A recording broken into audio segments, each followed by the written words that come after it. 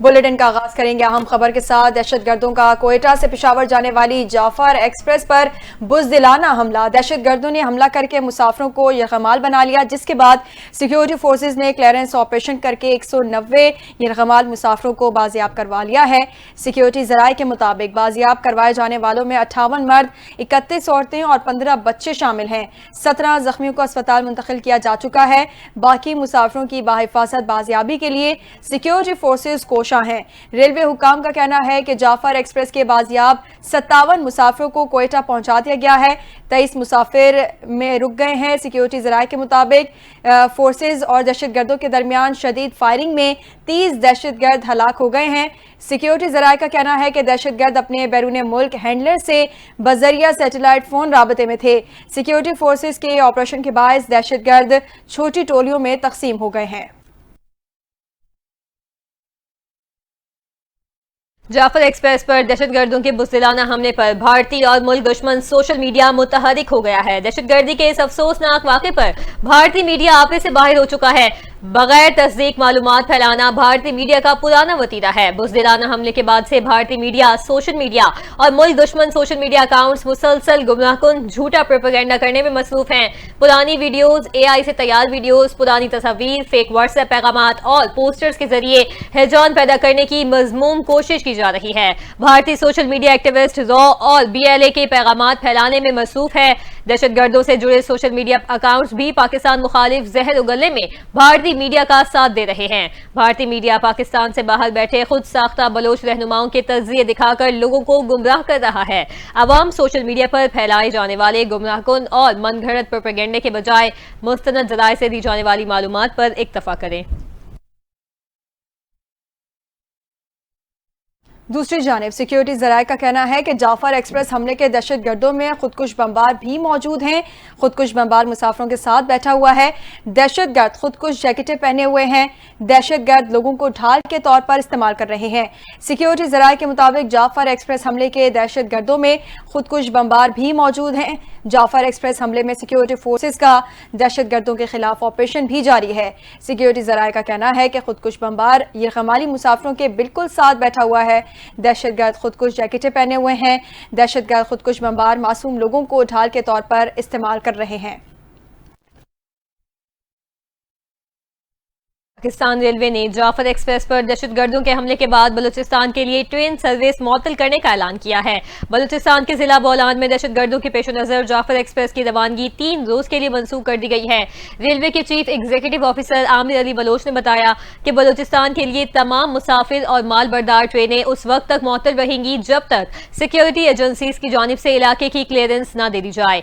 उनका यह भी कहना था कि कानून नाफिज करने वाले इदारों के साथ राबते में हैं। हालात मामूल पर आने तक ट्रेन सर्विस आर्जी तौर पर मुअत्तल रहेगी।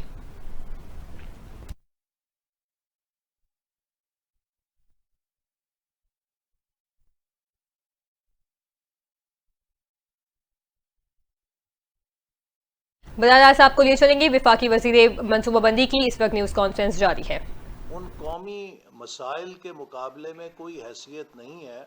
हम अगर उन कौमी मसाइल को अपनी तरजीह बनाएं तो उनका लाजमी तकाजा है कि हम सब एक दूसरे के साथ मिलकर जो भी हमारी सोच है वो एक अलहदा हकीकत है। वो जैसे मैंने कहा कि सियासी पते हमारे फ़र्क हो सकते हैं लेकिन डाखाना एक ही है, तो उस एक डाखाने के छतरी के नीचे मिलकर हमें काम करना है। लिहाजा मुझे यकीन है कि कोई ऐसा मसला नहीं होगा जिसमें कि वफाक और सूबा आपस में किसी किस्म की महाजराई में हो या वो किसी आपस में वर्किंग रिलेशनशिप उनका ना हो।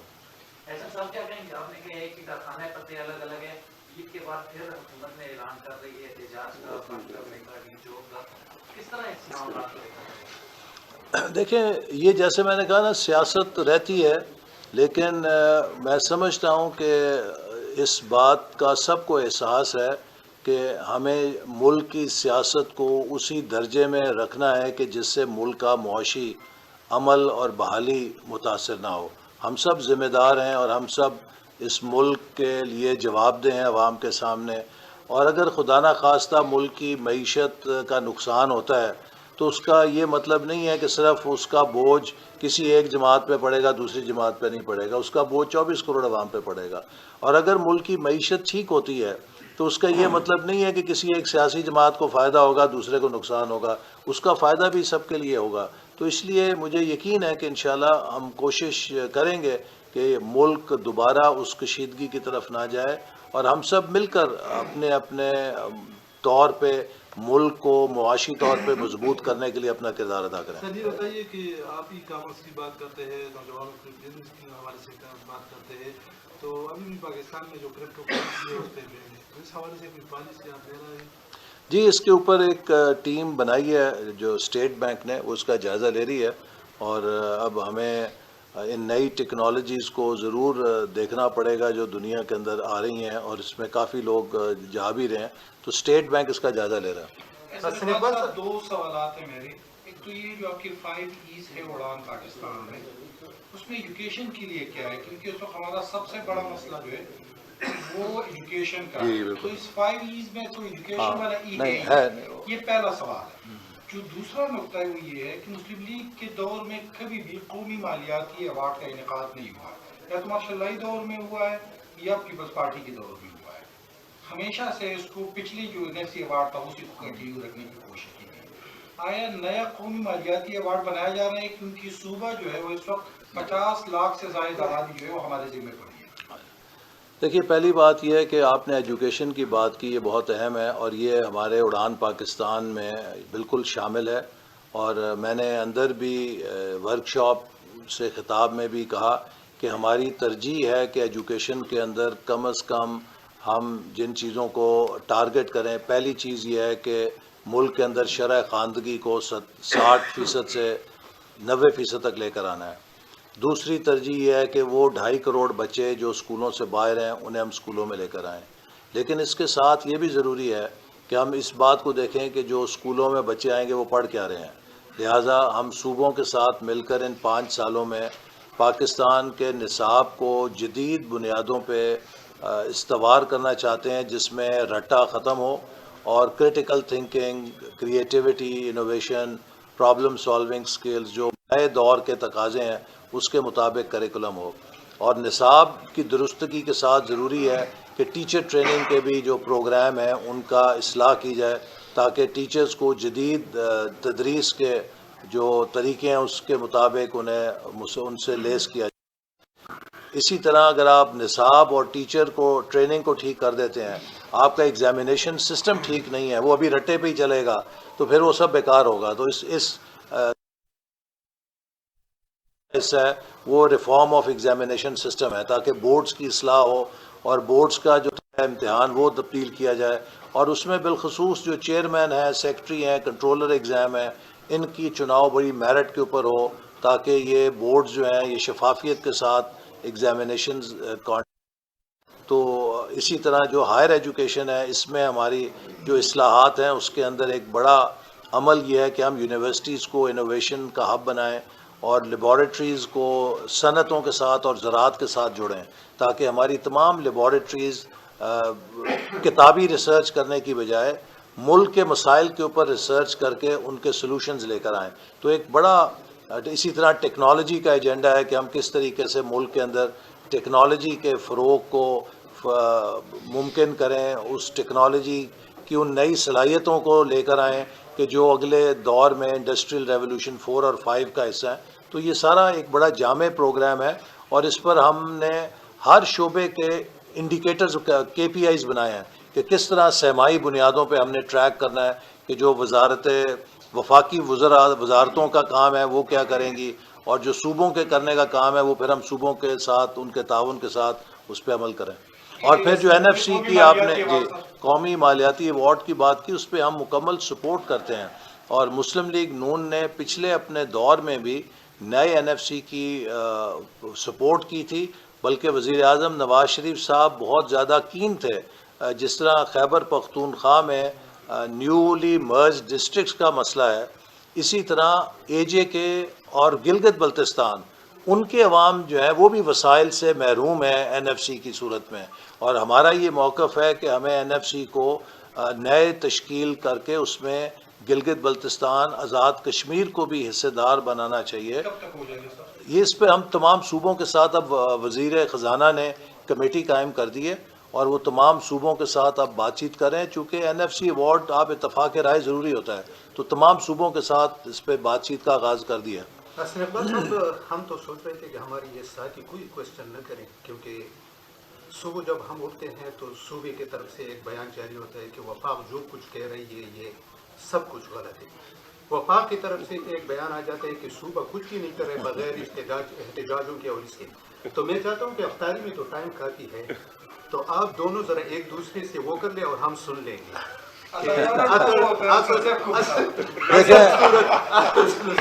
صورتحال کیا ہے؟ ایک چیز ہوتی ہے سیاست کے بیان بازی علیحدہ ہوتی ہے. ایک چیز ہوتی ہے قومی معاملات اور ہیں، اس پہ بالکل اتفاق ہے. جیسے میں نے کہا کہ سیاست ہماری جدا جدا ہے لیکن ریاست ایک ہے، اور اس لیے اس ریاست کے جو معاملات ہیں اس پہ کوئی اختلاف نہیں ہے.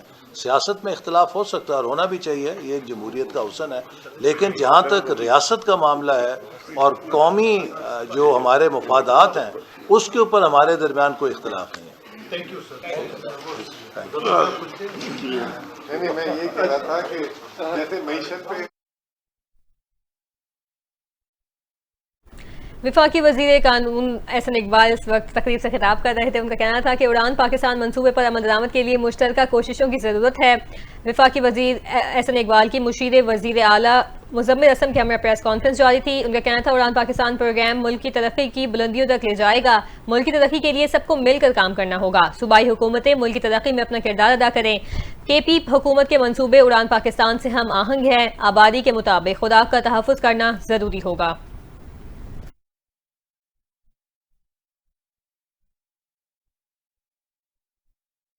جعفر ایکسپریس حملے کے بعد وفاقی وزیر داخلہ محسن نقوی کا وزیر اعلیٰ بلوچستان سرفراز بگٹی سے مسلسل رابطہ.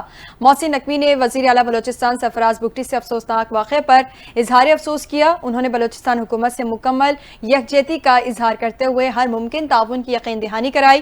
دونوں رہنماؤں نے مؤثر آپریشن پر سیکیورٹی فورسز کو خراج تحسین پیش کیا اور دہشت گردی کے خاتمے کے لیے تمام ضروری وسائل بروئے کار لانے کے عزم کا اعادہ کیا. وزیر داخلہ محسن نقوی کا کہنا تھا کہ بلوچستان میں قیام امن کے لیے صوبائی حکومت کو ہر طرح کا تعاون کریں گے. وزیر اعلیٰ بلوچستان دلیر آدمی ہیں اور ہم مل کر دہشت گردوں کا صفایا کریں گے. دہشت گردوں اور سہولت کاروں کے خاتمے کے لیے آخری حد تک جائیں گے. وزیر اعلیٰ بلوچستان سرفراز بگٹی نے کہا کہ حملہ آوروں کو زمین پر جگہ نہیں ملے گی. ادارے تعاقب میں ہیں، کوئی نہیں بچے گا.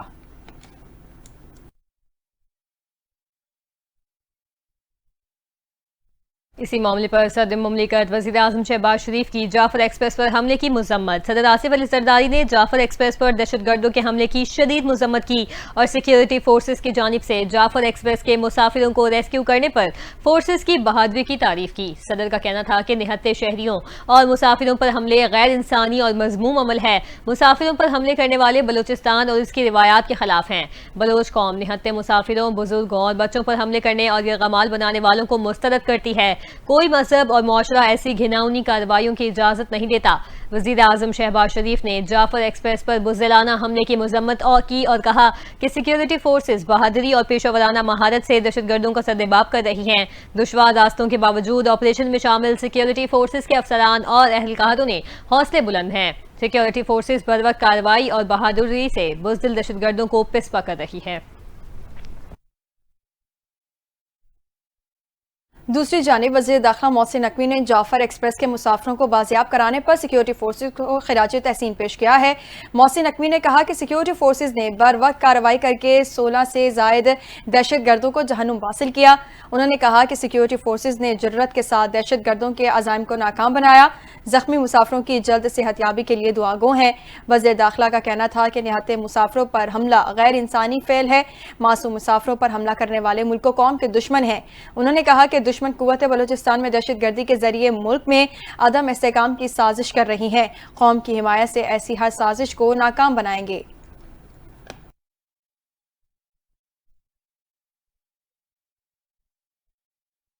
आपको बताएं कि अक़वाम मुत्तहिदा के सेक्रेटरी जनरल एंटोनियो गुतेरेस ने पाकिस्तान के सूबा बलूचिस्तान में जाफर एक्सप्रेस की हाईजैकिंग की शदीद मजम्मत की है और गैरगमाल बनाए गए अफराद को फौरी रिहाई का मुतालबा किया है। अक़वाम मुत्तहिदा के तर्जुमान के मुताबिक गुतेरेस ने वाज़ेह किया कि शहरियों पर हमले नाकाबिल कबूल हैं। आलमी बरादरी को ऐसे वाक़यात की रोकथाम के लिए इक़दाम करने चाहिए।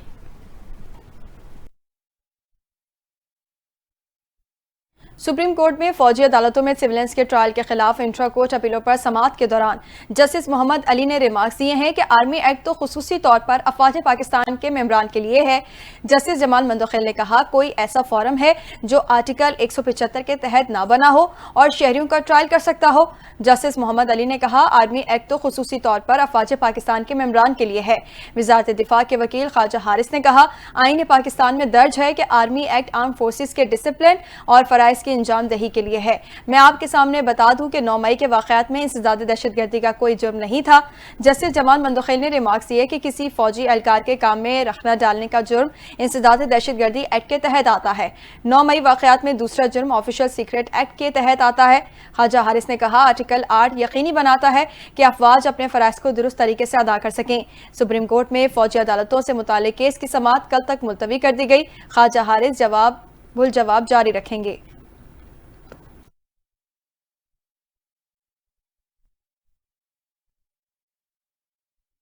सुप्रीम कोर्ट के आईनी बेंच ने इस्लामाबाद और लाहौर हाई कोर्ट में सुपर टैक्स से मुतालिक ज़ेरे इल्तवा अपीलें सुप्रीम कोर्ट मुंतकली का हुक्म दे दिया है। जस्टिस अमीनुद्दीन की सरबराही में 5 रुकनी आईनी बेंच ने सुपर टैक्स के निफाज से मुतालिक केस की समाअत की है। अदालत में दरखास्त गुजार के वकील मखदूम अली खान ने कहा कि हुकूमत बराह रास्त सुपर टैक्स का निफाज नहीं कर सकती। टैक्स लगाने की वजह बताना लाजमी है। सुपर टैक्स के लिए गैर मामूली हालात होने चाहिए। उन्होंने कहा कि सुप्रीम कोर्ट मुतादिद फैसलों में इजाफी टैक्स को गलत करार दे चुकी है। इजाफी टैक्स करना बुनियादी हुकूक के भी खिलाफ है। सुप्रीम कोर्ट में सुपर टैक्स केस की समाअत कल तक मुलतवी कर दी गई है।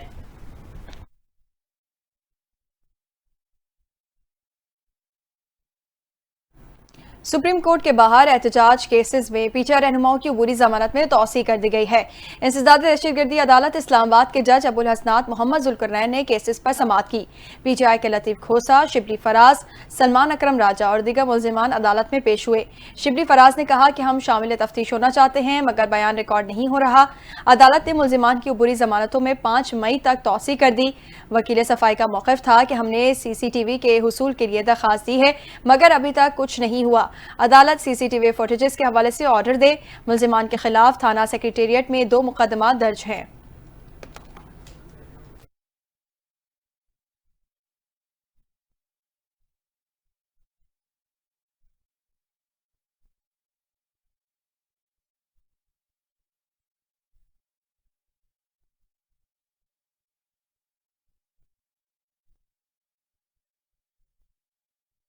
आगे बढ़े और आपको बताएं कि इंसदाद दहशतगर्दी अदालत रावलपिंडी ने 9 मई GHQ हमला केस की समाअत 9 अप्रैल तक मुलतवी कर दी है। समाअत जज अमजद अली शाह ने की, जहां बानी PTI के वकील फैसल मलिक कानूनी टीम के हमरा पेश हुए, जबकि साबिक वफाकी वजीर आजम सवाती भी हाजिरी के लिए अदालत पहुंचे। एडवोकेट फैसल मलिक ने कहा कि हमें बताया गया अदालती मसरूफियात के बाइस GHQ हमला केस की समाअत 9 अप्रैल तक मुलतवी कर रहे हैं। समाअत आज अडियाला जेल में मुकर्रर थी। आज सुबह बताया गया समाअत अडियाला जेल के बजाय ATC रावलपिंडी में होगी। बादअज़ा अदालत ने केस की मजीद कार्रवाई 9 अप्रैल तक मौखर कर दी है।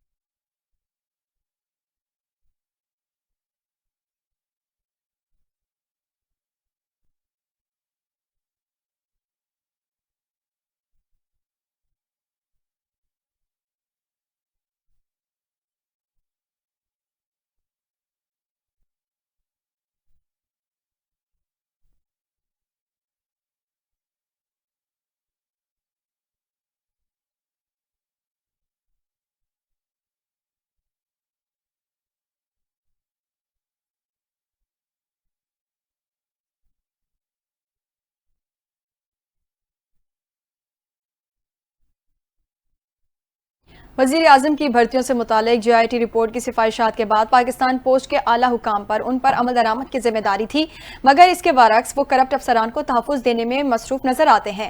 اب تک 2000 سے زائد مشتبہ بھرتیوں میں سے محض 150 ملازمین کو برطرف کیا گیا، جبکہ بدعنوان عناصر نے یونین کے ذریعے برطرف شدہ افراد کو عدالتوں سے ریلیف دلوانے کی حکمت عملی اپنا لی ہے، جس سے معاملہ مزید پیچیدہ ہوتا جا رہا ہے۔ اس حوالے سے مزید تفصیلات جانتے ہیں اسلام آباد سے راجہ اسرار حسین کی رپورٹ میں۔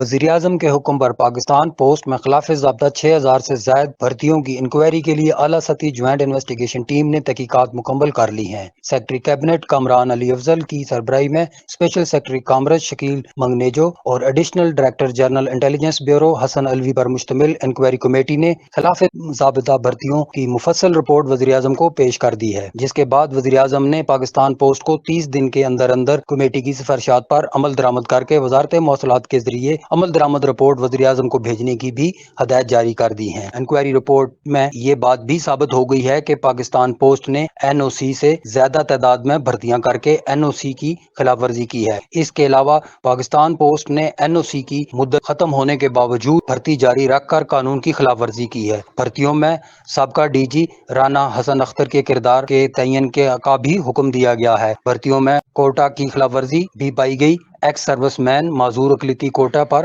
عام امیدواروں کی تعیناتی منسوخ کر کے برطرف کرنے کی سفارش کی گئی ہے۔ اخبار میں مشتہر اسامیوں سے زیادہ تعداد میں بھرتی غیر قانونی قرار دے کر تمام ایسے اہلکاروں کو برطرف کرنے کی بھی ہدایت کی سفارش کی گئی ہے۔ پاکستان پوسٹ میں 6000 سے زائد غیر قانونی بھرتیوں کے حوالے سے وزیراعظم کی GIT رپورٹ مکمل ہو گئی ہے، جس کی سفارشات وزارت مواصلات کے ذریعے پاکستان پوسٹ کو بھیج دی گئی ہیں۔ اس کے تحت تمام ملازمین کا دوبارہ سے ٹیسٹ لیا جائے گا، جبکہ 2000 سے زائد ملازمین کو خلاف ضابطہ بھرتی ہونے پر برطرف کرنے کے احکامات دیے گئے ہیں۔ کیمرامین ٹیم کے ساتھ راجہ اسرار حسین، NTV نیوز، اسلام آباد۔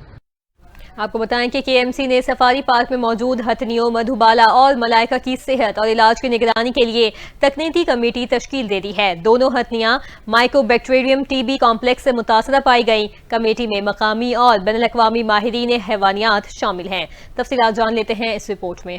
کراچی سفاری پارک کی ہتھنیاں مدھوبالا اور ملائکہ سنگین بیماری میں مبتلا نکلی۔ دونوں میں مائکو بیکٹیریم TB کمپلیکس کی تصدیق ہو گئی ہے، جس کے بعد ان کی صحت اور علاج پر توجہ دینے کا فیصلہ کر لیا گیا۔ کراچی میٹروپولیٹن کارپوریشن نے ہتھیوں کے علاج اور دیکھ بھال کی نگرانی کے لیے ایک تکنیکی کمیٹی بھی تشکیل دے دی ہے۔ کمیٹی میں مقامی اور بین الاقوامی ماہرین شامل کیے گئے ہیں۔ یہ ماہرین سری لنکا، تھائی لینڈ، جرمنی اور جانوروں کی فلاحی تنظیم فار پاور سے تعلق رکھتے ہیں، جو ہتھیوں کے علاج کے ساتھ ساتھ ان کی فلاح و بہبود کو بھی یقینی بنائیں گے۔ کمیٹی کے چیئرمین کے طور پر ڈاکٹر RC راجہ پکسا کو مقرر کیا گیا ہے، جبکہ ڈاکٹر عامر خلیل شریک چیئرمین ہوں گے۔ ان ماہرین کا بنیادی کام ہتھیوں کی صحت کی مستقل نگرانی، علاج کے جدید طریقے اپنانا اور اصولوں پر سختی سے عمل درآمد کو یقینی بنانا ہے۔ ہتھیوں کی صحت بہتر رکھنے کے لیے خصوصی جدید ادویات اور ماحولیاتی بہتری پر کام کیا جائے گا، جبکہ سفاری پارک میں سخت حفاظتی اقدامات بھی نافذ کیے جائیں گے۔ امریکی صدر ڈونلڈ ٹرمپ ایلون مسک کی حمایت میں کھل کر میدان میں آ گئے ہیں۔ ٹیسلا کے بائیکاٹ کو غیر قانونی قرار دیتے ہوئے خود ٹیسلا گاڑی خریدنے کا اعلان کر دیا ہے۔ اسی حوالے سے دیکھتے ہیں یہ رپورٹ۔ سابق امریکی صدر ڈونلڈ ٹرمپ نے ٹیسلا کے بائیکاٹ کو غیر قانونی قرار دیتے ہوئے ایلون مسک کی حمایت میں ایک ٹیسلا کار خریدنے کا اعلان کر دیا ہے۔ ٹرمپ کے مطابق ایلون مسک امریکی قوم کے لیے شاندار خدمات سر انجام دے رہے ہیں۔ میں ان کی حمایت میں ٹیسلا کار خریدوں گا۔ بیان ایسے وقت میں آیا جب ٹیسلا کے شیئرز 15% گر چکے تھے اور کمپنی کو پیداواری اہداف اور فروخت میں کمی جیسے چیلنجز کا سامنا ہے۔ تجزیہ کاروں کے مطابق ٹرمپ کی اپنی معاشی پالیسیاں بھی سرمایہ کاروں کے لیے غیر یقینی صورتحال پیدا کر رہی ہیں، جو ٹیسلا کے شیئرز کی گراوٹ کی ایک بڑی وجہ ہو سکتی ہے۔ ایلون مسک ٹرمپ کی حکومتی کارکردگی کے محکمے کی سربراہی کر رہے ہیں، جس کا مقصد اخراجات کو کم کرنا ہے۔ یہاں آپ کو بتائیں کہ 15 سے زائد ممالک کا سفر کرنے والا فرانسیسی سائیکلسٹ فلپ پاکستان پہنچ چکا ہے۔ خیرپور کے علاقے کم میں داخل ہوتے ہی پاکستان زندہ باد کے نعرے لگا دیے۔ اس حوالے سے مزید جانتے ہیں اس رپورٹ میں۔ 15 سے زائد ممالک کا سائیکل پر سفر کرنے والا شخص خیرپور پہنچ گیا۔ خیرپور کے علاقے کم پہنچنے پر فرانسیسی شہری نے پاکستان زندہ باد کے نعرے لگائے۔ فرانسیسی شہری فلپ سائیکل پر کئی ممالک کا سفر کر چکا ہے۔ فرانسیسی شہری فلپ اٹلی، اربینا، گریس، سائبیریا، ترکی اور ایران کا بھی سفر کر چکا ہے۔ فلپ نے کہا ہے کہ پاکستان بالخصوص سندھ کے لوگوں نے بہت محبت دی۔ فلپ کا مزید کہنا تھا کہ پاکستان کے دیگر علاقے بھی بہت خوبصورت ہیں۔ پاکستان آ کر پتہ چلا کہ یہاں کے لوگ محبتی اور بہت ہی اچھے ہیں۔ کنڈ پہنچنے پر فلپ کو سندھ کی ثقافت اجرک کا تحفہ پیش کیا گیا۔ پاکستانی فاسٹ بولر حارث رؤف کے گھر ننھے مہمان کی آمد پہلی جھلک بھی دکھا دی۔ سوشل میڈیا پر بیٹے کے نام کے ساتھ ایک خوبصورت اور جذباتی پیغام بھی شیئر کیا۔ حارث رؤف نے اپنے بیٹے کا کیا نام رکھا ہے اور ان کا کیا پیغام تھا، جانتے ہیں اس رپورٹ میں۔ پاکستانی فاسٹ بالر حارث رؤف کے گھر خوشیوں کی نئی اننگ۔ ننھے مہمان کی آمد کے بعد آخرکار پہلی تصویر بھی سامنے آ گئی۔ 10 مارچ کو شاہین شاہ آفریدی نے خوشخبری سنائی، مبارکباد بھی دی۔ شاداب خان نے بھی انسٹاگرام اسٹوری میں نیک تمناؤں کا اظہار کیا، مگر حارث رؤف نے خاموشی اختیار کیے رکھی۔ اب حارث رؤف نے خود بیٹے کے ساتھ پہلی تصویر شیئر کر دی ہے۔ تصویر میں وہ اور اہلیہ اپنے ننھے شہزادے کو تھامے ہوئے ہیں۔ اعلان کیا کہ ہمارے بیٹے کا نام محمد مصطفیٰ حارث ہے، ساتھ ہی ایک دل چھو لینے والا پیغام